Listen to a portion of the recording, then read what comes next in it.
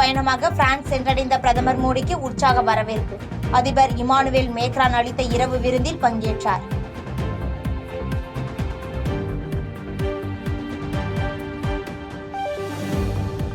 தமிழகத்தில் ஏழை எளிய மக்கள் 86,000 பேருக்கு பட்டா வழங்க அமைச்சரவை ஒப்புதல்.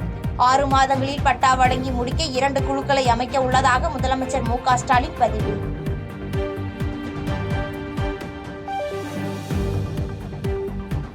தமிழ்நாடு ஆளுநருக்கு எதிரான வழக்கில் தீர்ப்பை ஒத்திவைத்தது உச்சநீதிமன்றம். 1 வாரத்தில் அனைத்து தரப்பு வாதங்களையும் எழுத்துப்பூர்வமாக சமர்ப்பிக்க உத்தரவு.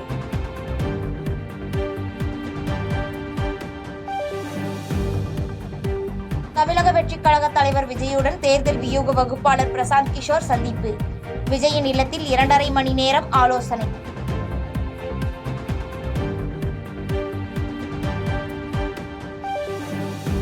மதுரையில் சாலை ஓரமாக நின்றிருந்த பெண் மீது சொகுசு கார் மோதி படுகாயம்.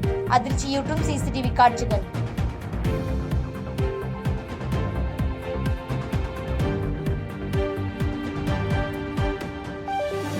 பிரயாக்ராஜில் கும்பமேளா நடைபெறும் திரிவேணி சங்கமத்தில் நடைபெற்ற சிறப்பு பூஜை.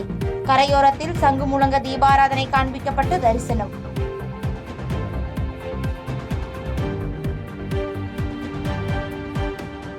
மகா கும்பமேளாவுக்கு நாளுக்கு நாள் படையெடுக்கும் மக்கள். வாரணாசியில் ரயில் இன்ஜினுக்குள் ஏறி இடம் பிடித்த பக்தர்கள்.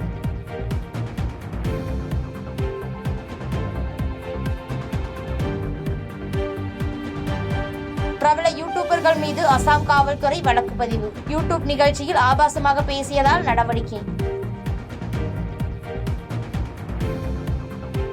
மக்கள் தொகை கணக்கெடுப்பை உடனடியாக நடத்த வேண்டும். மாநிலங்களவையில் காங்கிரஸ் கட்சி மூத்த தலைவர் சோனியா காந்தி வலியுறுத்தல்.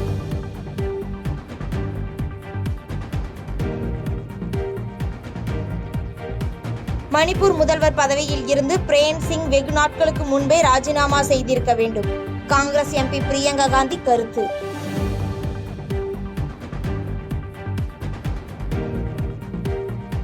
ஹஜ் புனித யாத்திரையை முன்னிட்டு விசா கட்டுப்பாடுகளை அறிவித்தது சவுதி அரேபியா. யாத்திரைக்கு குழந்தைகளை அழைத்துச் செல்லவும் தடை.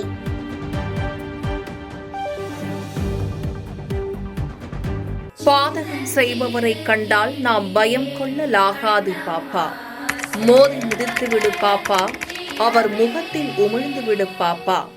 அண்மை செய்திகளை உடனுக்குடன் தெரிந்து கொள்ள இணைந்திருங்கள் எம் நாடு தொலைக்காட்சியுடன்.